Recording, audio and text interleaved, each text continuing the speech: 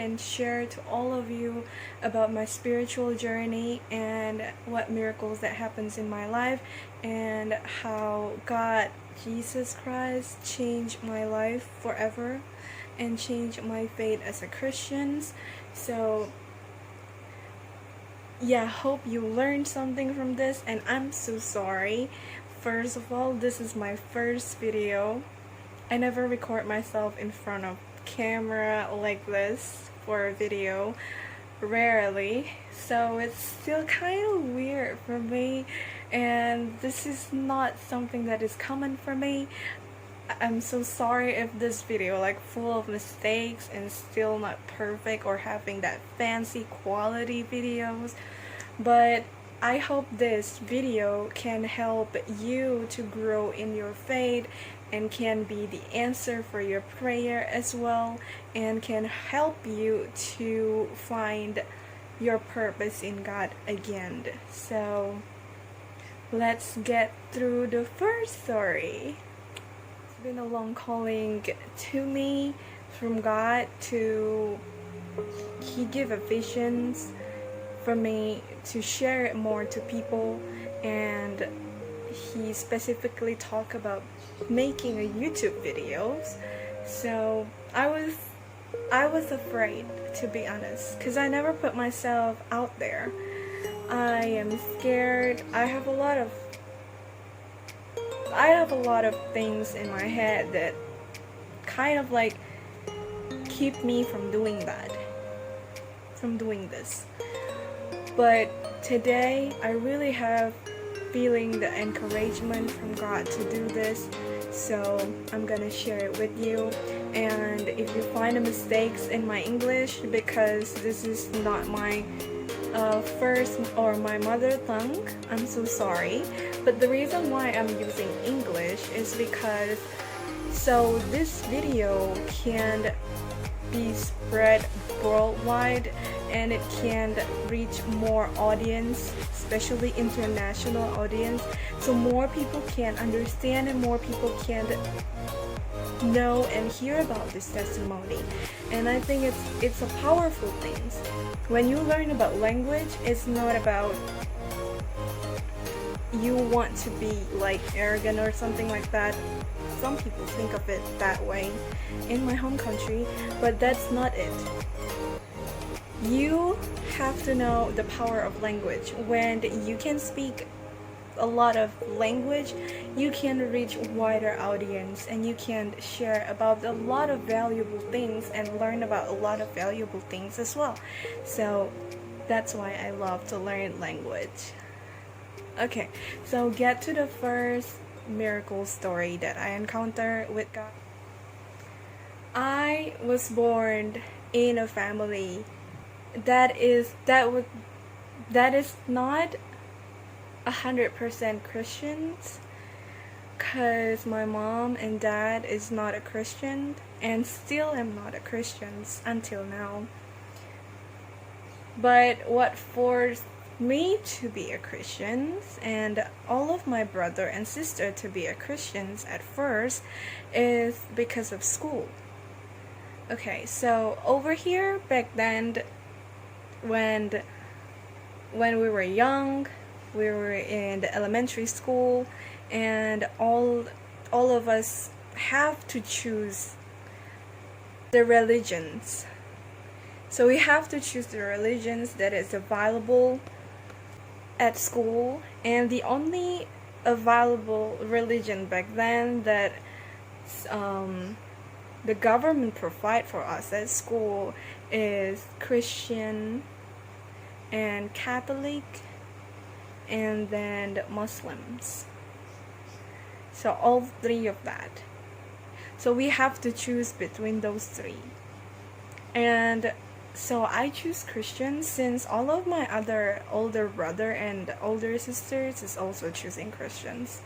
So I was a Christian. I am a Christian ever since I was a little kid. But that doesn't mean just because you were born Christians or you know Christianity since you were young and little kid, or you know about Christian as a religions when you were young, it doesn't give any guarantee that you will know God and you will have the right relationship with God if you're not building that. So the thing that happens to me back then until I was 18 is I would always go to church. I am an active little girl back then. I love to achieve something. I love to be number one. I love achievement since I was a little young girl. So it's been in my nature, personality, to always involved in a lot of activity at school and outside of school. So when I was young, I used to always be the one who sing at the choir at church on Christmas. I always get involved as performance in a performance, name it dancing or singing, all of that. So I go to church since I'm so young.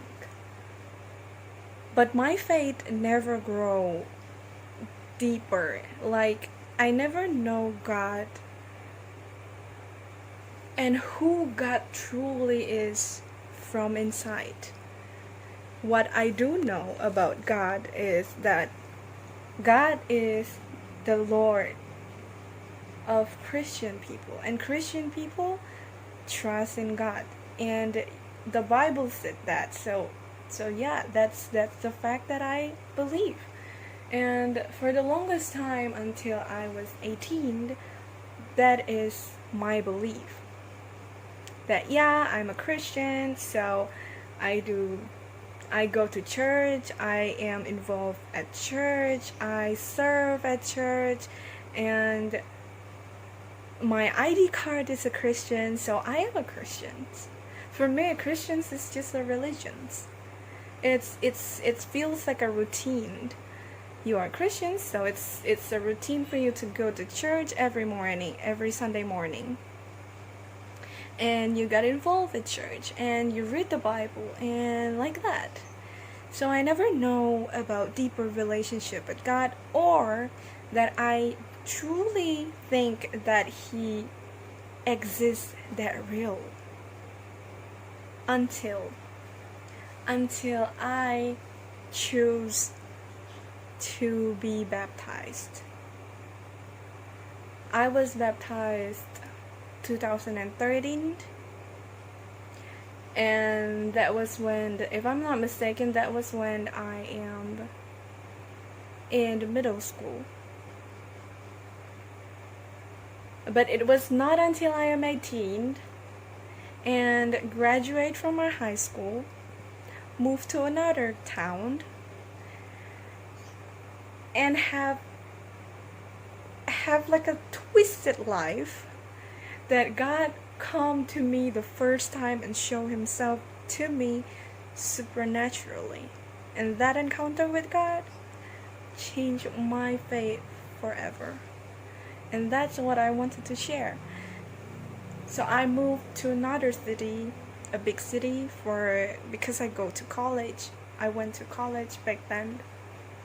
Now I'm graduated and I am working right now. If you can guess my age. How old do I look like? Okay.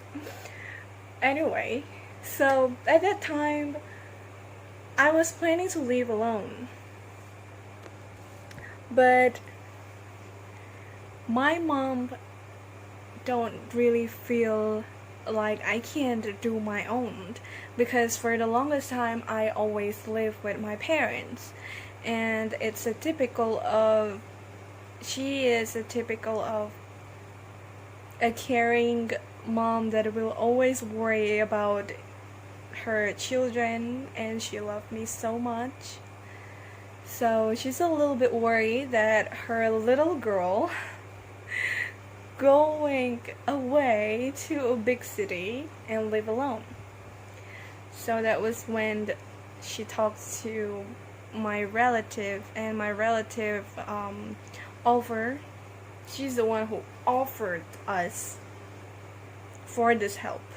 So yeah, you can live with me, and yada yada yada, something like that. But it was not so long. Things happened, and I moved out from that place because it's just the plan of God. That is how it is. Because most of the time, God is not gonna give your life cookies and rainbow. And His power showed through us when we can understand what is the storm for in our life. Because blessing is not always comes from a good story, or like you receive like a beautiful blessing, or your dreams come true, or your prayers come true. That is not always how God really bless you. Sometimes, and most of the times, when you can see it, blessing comes from the storm. And that is the hardest part with walking with God. Because when we see storm in our life, we tend to be scared, we tend to be bitter, we tend to be, for the longest time I was bitter. It was a painful story, and something that left scars in my heart. And that truly takes a long time. I'm not gonna say it's just like oh yeah, it hurts me, and then I'm praying, and then all of a sudden 2 or 3 days after praying I am free from that, like beautifully, magically. No. To be honest, no. That is not the truth. You have to learn in Christianity and in real life that things take time. But that doesn't mean that when the healing is not happening yet, that doesn't mean that you can blame God or leave Him. Just keep doing your best. And that's what I just realized not so long ago. So I take times to heal, prayers after prayers. But when I move out from that place, I move into a new rented room, a very small and kind of like old, dark rented room. It's like a dormitory, yeah, but it's like a rental house. So you live in one of the the vacant room, and that's where I live. But God is good. He's always good. Through thick and thin, through all the storms, as long as you are with God and walking with God, I can guarantee you that every storm is meant for your good as well. And you might not understand it right now. There's a lot of things that I don't understand right now. Things that happens in my life, the storms, and the journey that I'm still walking right now. Some is still doesn't have the answer of it, but I'm trusting God because I know who He is. So at that time, I moved to that room because there is my older sister, old high school friends live there as well, and she's very close to her, so they feel safe to put me there because there's like someone older than me to take care of me, or like look out for me like that, and know my conditions. So when I first moved there, there's like a rumor about that room. That room is number 13. It's always a bad luck over here. I believe you know the country already. Okay. So it's always a bad luck. And there's like numerous rumors about the previous tenants that lived there. They said no one did stay too long in that room, and that room is always like spooky and things like that. And I was like, I trust in God, but I don't really trust in the evil spirits. I don't really care about that, so I don't believe in that, and I'm not scared of that. That's what I said. So I choose to move in. And the first thing that she did is, since she's also a Christian, so she get in, and I'm still so lucky that God put me with her, and how I see God give me my guardian angel, or those people who are always changing in each seasons, but there will always be someone that God put in your life in your new seasons to help you. And that was when she helped me. She get into my room, and I remember she brings the holy oil, if that is a thing in English. I don't know how to call it, but that's that kind of like a olive oil that you get the preacher or the pastor pray for it, and that it becomes a holy oil like that. So the pastor put a blessing and prayers onto that oil, like the oil that is used in the Bible. So she put that oil, and I remember that she put that on the table in a safe distance from her body, because she moved actively to rub the oil around my room to bless the rooms, and so that God protects the room like that. And I remember something happened with the oil. When the oil was like, when she comes in and she brings that oil with her, she put that on the table. And when she wanted to rub that and take the oil, her body is not even touching the table or that oil at all. But the oil is like, the first thing she was wanting to rub that oil on me, and was wanting to give it to me so that I can put it like on top of the door. It's like the ventilations on top of it. It's like a doorkeeper. It's like God blessing is in there. But then the oil is all of a sudden fall down for no reasons. Fell down. It's like boop, like that, without any wind or anything. So that surprised both of us, and we were looking at each other, and we were like, this must be God, she said. And I was like, that seems kind of weird.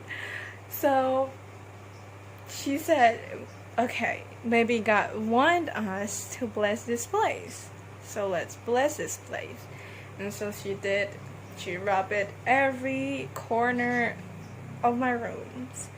And after that, she left, and few days later after that, I fell sick. Super sick. Never in my life ever. This might sound impossible, but never in my life have I ever fainted or have a really, really bad illness that makes me cannot stand or like super weak. I never faint, even though I have like a flag ceremony over here, which takes like a long time under the sun. It's like a lot of my friends fainted, but I never. And so I never experienced that kind of illness, but that illness came and go away in a weird pace. I don't feel like I am eating weird things. I eat normal things. But what's strange is the fever is up and down. At that time, there's no corona. It's like long time ago, like 2015, yeah. 2015, so there is no corona. But at that time, the dengue fever is something trending. So the fever is going up and I become very, very weak.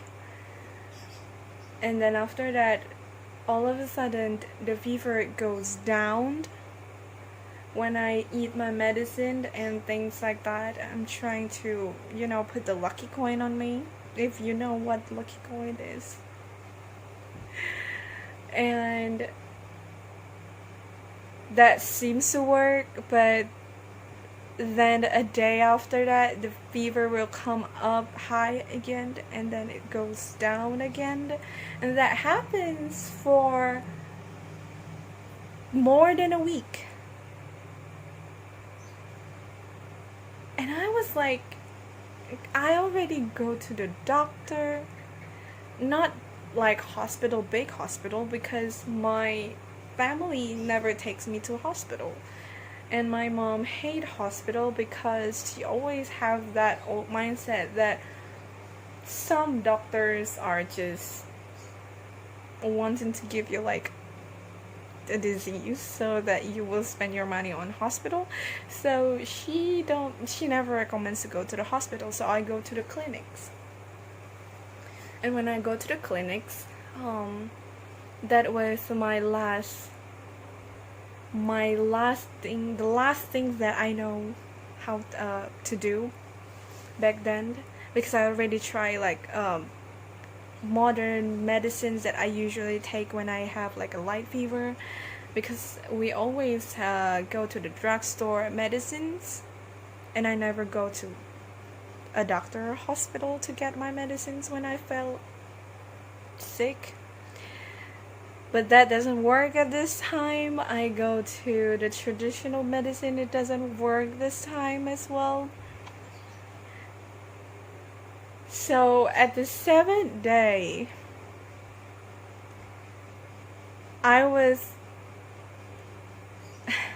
so at the 7th day, a day before that, I go to a clinic. And so they took the blood, my blood, to test it out and what is that. But they give me like antibiotic and like generic medicines before the results out to keep the fever low. And so I was like, okay, I'm taking that. And then the 7th day, it was Sunday at that time, and the old sister, she went to church. And before she went to church, she asked me if I wanted to join her or not.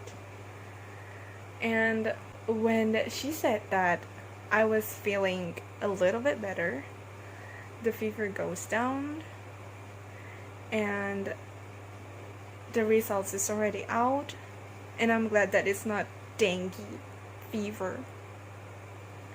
But it was something else. I don't know how to call it in English, but I'm gonna put it down here after this, when I find out what is the name of the disease back then. And so I was saying, yeah, okay, I will go to the church, because I already feel better.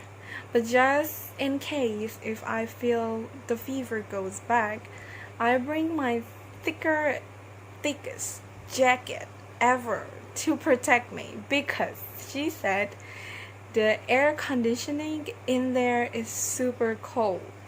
So you don't want yourself to catch a cold again inside, because you just you're still feeling a little bit sick.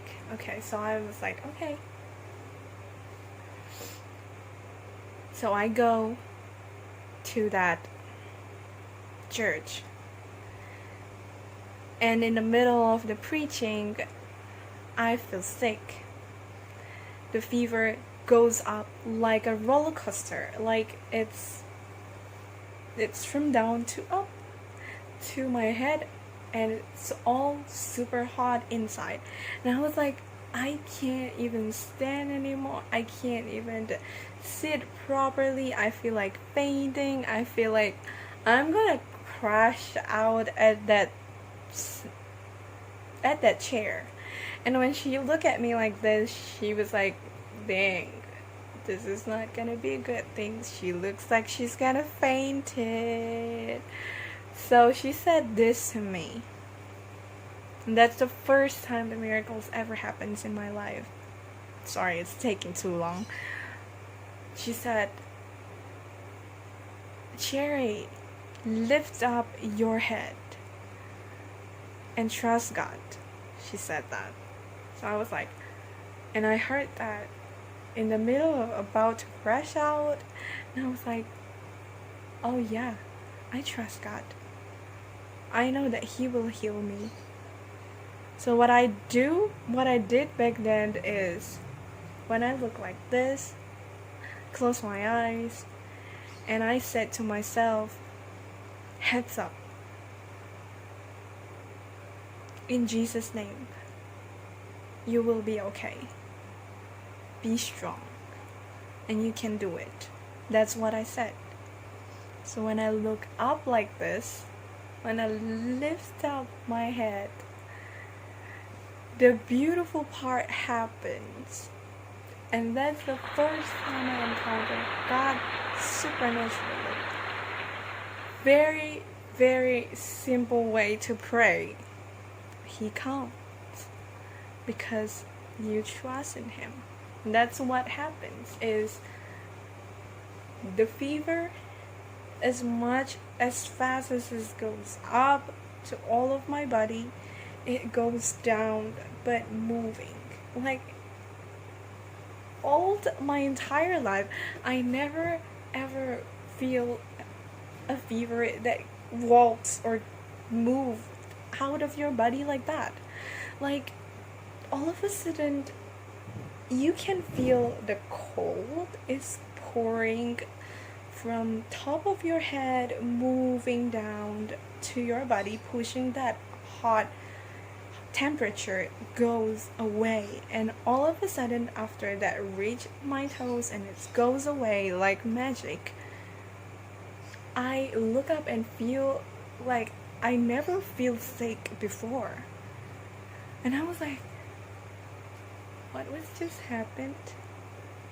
And I was crying, and I was like, I look at her, I smile, and she look at me, and she knows something happened. And she was smiling, and she said, good job. And I was like, God, that is amazing. That is my very first time I ever encountered supernatural healing from God. And at that moment, I said to myself, the Lord is real. And that's the first time in my life as a Christian, I understand that Christianity is about relationship with God and knowing that your God is real. And it's not just about reading the Bible and going to church. It's about relationship. It's about how you build your life with God. And so at the end of that church sessions, I was introduced to my very first church community groups, because our church is a community church, so we grow from community. And when I was first introduced to them, we did like a prayer, like a praying sessions, but we go to a hospital at that time. And all of us get a turn to get inside and pray for all the patients in there. And what is beautiful about that session is I got the part where I pray for the people who have the same disease as me, who have the same illness or sickness as me, but they have to go to hospital, they have to be there to rest and something like that. Yeah, they have to stay at the hospital to get the cure, and it was severe, and I was saved miraculously without have to go to the hospital and stay there like what happened to them. And I was like, God, this is beautiful. Like, I'm supposed to be in this place like them with the same disease, but now I am healed 100%. And I was like, thank God. And from that time on, my faith changed, my journey with God changed, and there's like a lot of other miracle that happens to me, but I'm gonna keep that for the next sessions, for the next video, because if I wanted to mention it one by one, there's like a ton of miracles happened, and it's already 31 minutes in my phone right now, to be honest. But I'm gonna cut this to make it faster and shorter. If I can do that, I don't know, we'll see. But yeah, it won't be enough to talk about that, so I'm gonna make another video when I have time again. Definitely gonna share it again. There's like a lot of beautiful journey with God, but what I wanted to say to you is Christianity is not just a religion, and the Lord belongs to all of you who trust and believe in Him. And I can testify from myself, from what happened to me, that the Lord Jesus Christ is more real than anything that you can think of. He's even more real than he's not just imaginations or story. He is real.